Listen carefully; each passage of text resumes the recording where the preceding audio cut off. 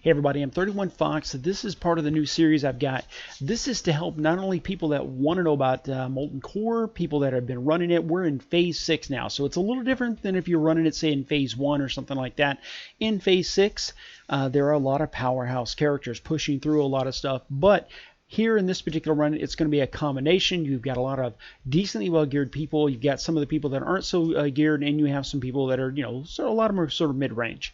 This is a very well-ran Molten Core. Virtue was the one who ran this. Thank you again, Virtue, for inviting me for the run.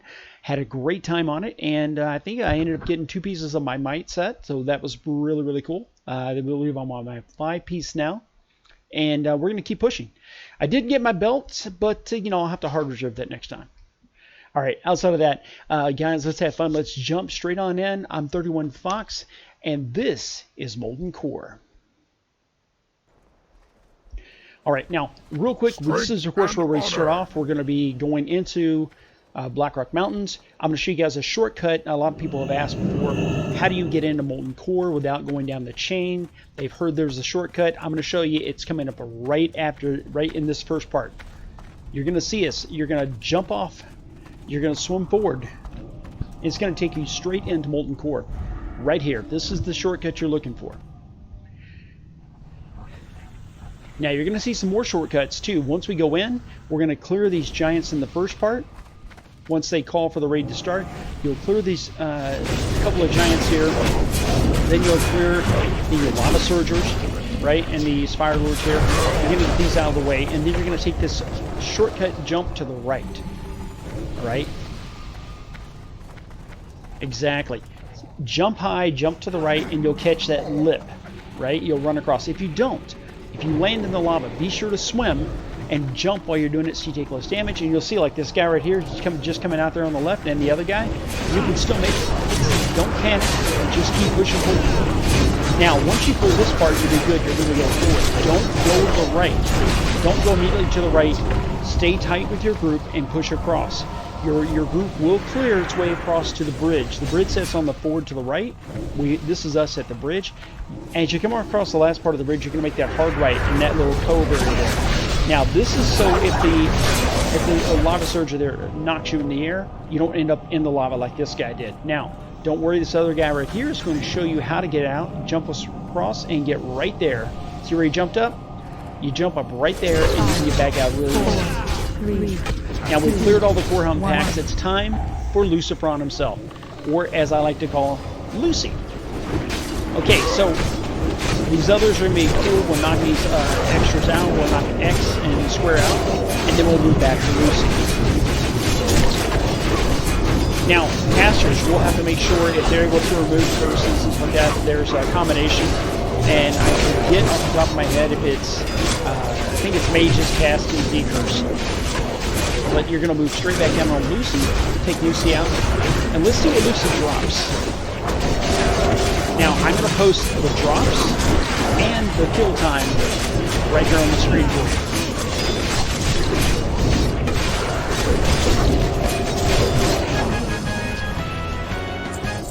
Alright, looks like Fellheart gloves and Anarchist boots and the Tome of Trank Shots. By the way, Tome of Trank Shots, every time, guaranteed, right?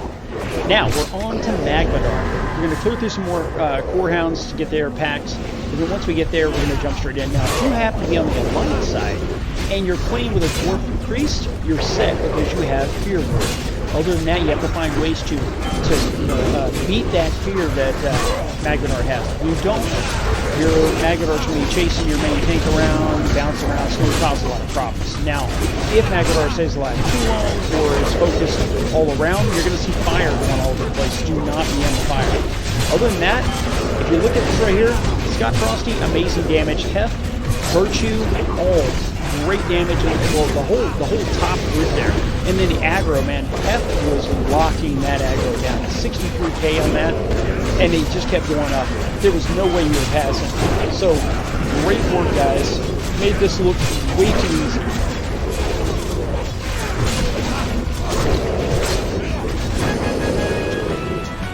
And don't forget, there are douses. There's runes, and if you don't know about that, there's a whole quest for it. We're knocking that out.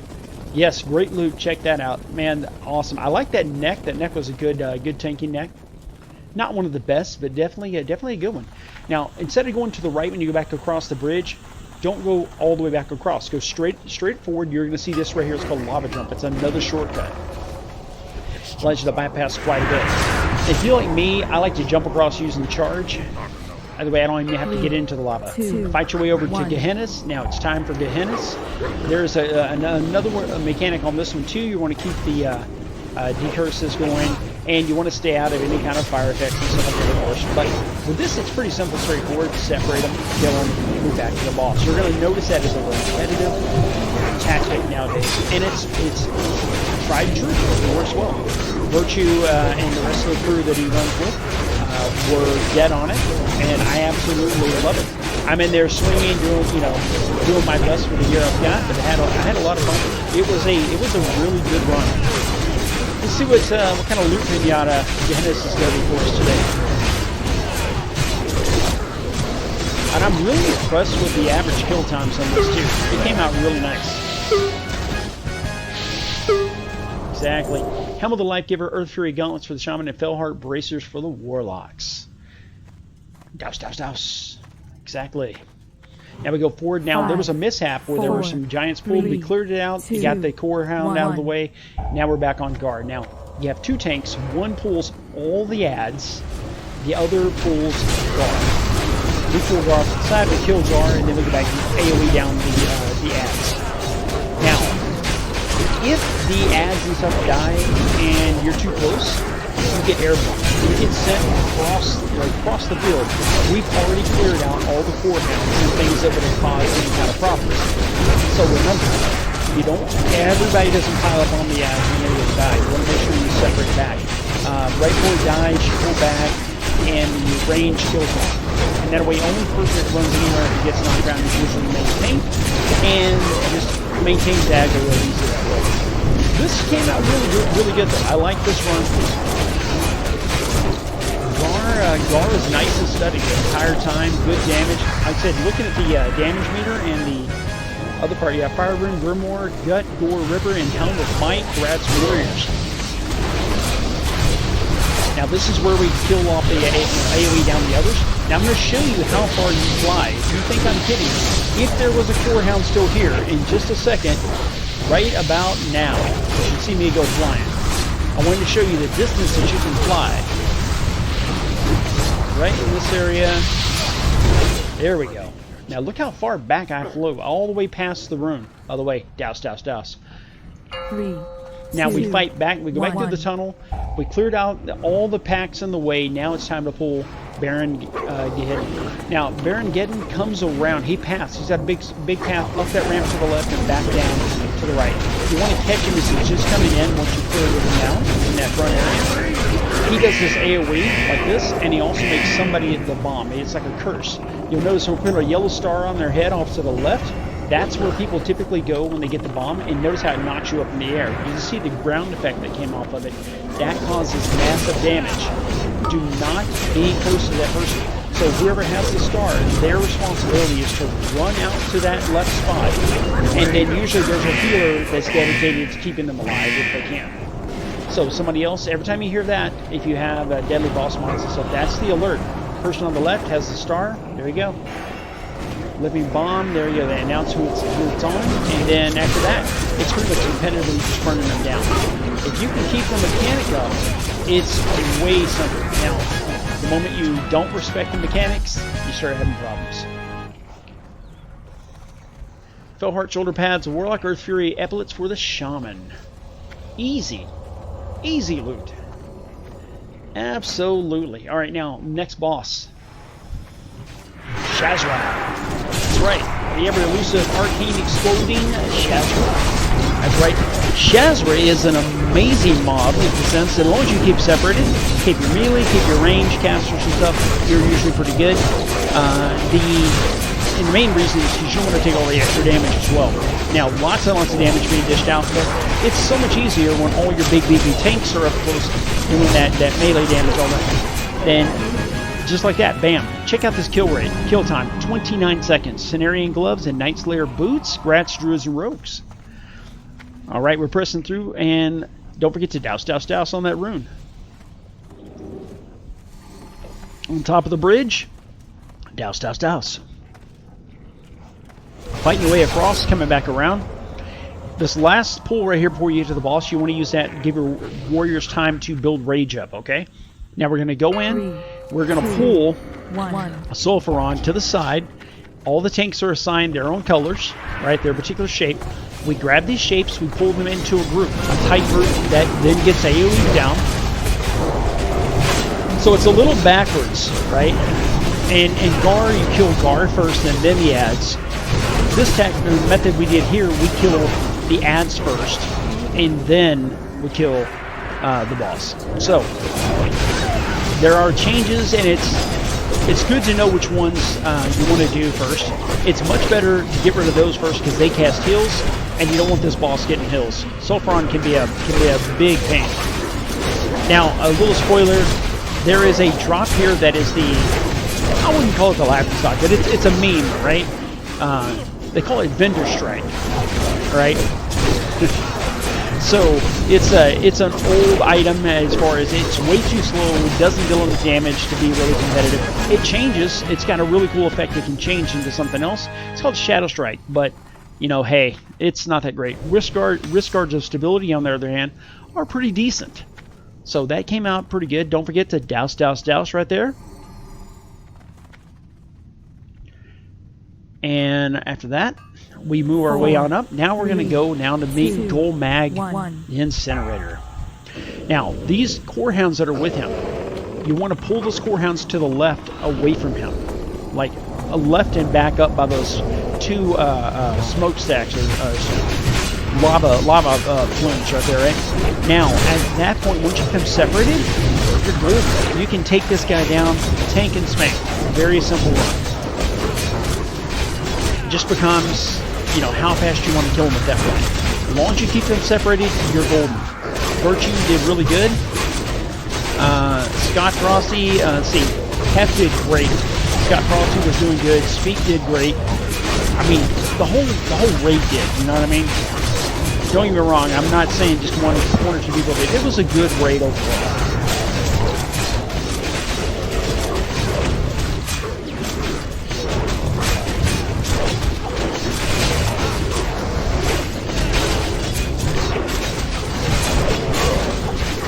Nice and straightforward fight, getting to the very end, and it's time to bring out that kill. Where we get? This one was Breastplate of Might. Yes, Grats Warriors Anarchist Robes and Blaster Shot Launcher. I admit, I bid on it. I didn't get it. That's all right. There'll always be next time. No, there's quite a lot of items to drop in here. Really, the only thing I really wanted, I didn't get. There's my belt. It drops later on, you'll see. Okay, so guys, this is the next boss.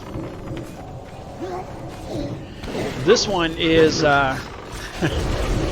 this one here is a little different. We're going to take him to the side and do the same thing. We're going to pull them out, and we're going to separate them. Now, there's different groups. Notice how two pulled off to the left. You got the rest here, same thing. AoE down your group, keep your tanks up. It's pretty, in this particular case, it's pretty simple. At the end, though, you gotta be careful. There are a couple of different things about this fight that are different. You will get summoned, right? And when you get summoned, that's the job of the tank. You'll see at one point I get summoned. Now, if the tank wasn't there holding the boss in the back, it wasn't holding his attention, I would have a problem. I would be taking a lot of damage while on that lava stack back there, and it would be bad. It would be really bad. But because of the way we have them all split up, it works out really well. We're able to take them all down in a nice, consistent time.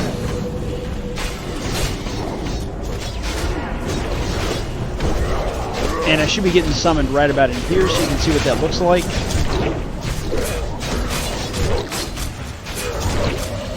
And like I said, if you get summoned, immediately just get back off the lava top there, lava dome. There it is, right there. Notice I just get back off that as quick as possible. I made sure the tank had the aggro. And if the tank didn't, for some reason, if I'd gotten summoned, I would have tried to pick that aggro up and hold that aggro out there. Hopefully the healer would have been able to keep me alive. But yeah, it's good to check for things like that. Mechanics are everything in this. Once you take these last ones down, you don't have to kill the boss. Exactly. Stay your attack, mortals. I submit. I submit. Rashly, you have come to. All right, the Eye of Divinity, the Wild Growth Spoilers, and the Gloves of Hypnotic. You will soon regret the recklessness Flame. of your quest. All right. So anyway, like I was saying earlier, the damage is not super drastic, but if you stay there too long, you know, as you can tell, it took chunks. Took chunks there. Now he drops. There's a chest that spawns. Usually only the raid leader or the master leader is the one that goes there and loots it. Back to Ragnaros' area. This is the final boss alert. This is the Ragnaros himself. This guy right here is not good news for Major Domo, who just told us where he is. So he's not happy. Now, you want to place all your warriors, see where we're at. See where the spiral, the inner spiral ends. You want to be right there on that point. All your melee, all your damage condensed. We're going to use that point to move forward. We're going to attack. You'll hear an alert that says to get out. You'll see us move backwards. You get right back on the very edge of that without taking that much lava damage if you can. And then everybody else around are your casters, your healers. They're all in key points. Your shamans are great. See where those shaman totems are on the back right side of me? Those are just in range to give us our bonus. And all the healers and stuff are dispersed around too. You don't want to be too close. If you get too close, you're going to cause an explosion. Basically, you're going to get hit, and there'll be a lot of knockbacks. See all those guys? Huge groups of people just got knocked back. Now the melee group's got to get back up close again and get back in the rhythm of getting the damage going again. It's funny, like sometimes it depends on where you're at when you get the explosion as to which direction you go. Wherever you're at, if you're too close to the explosion, centered off that, so you get knocked around. You have to be really careful with that. Remember, if you're about to go on this raid too, be sure if you have some fire protection, definitely good to have. Definitely good to have. All right, now we pull back, and you can hear the countdown. Submerge in 2 minutes. So if we can't take him down, he's going to go down, he's going to summon, and then we're going to have to deal with them. And then when he comes back up, we've got a very limited amount of time to take him down before he becomes just overpowered and starts killing everybody. And if that happens, you just reset and you go back into it again. So, with that being said, we're going to take him down the first time. See, the explosion just came off of that one character off to the left. So, you definitely don't want to be anybody standing too close because you get knocked away. Got some totems right next to us. We move in, we do some more melee. We're going to back up in a second.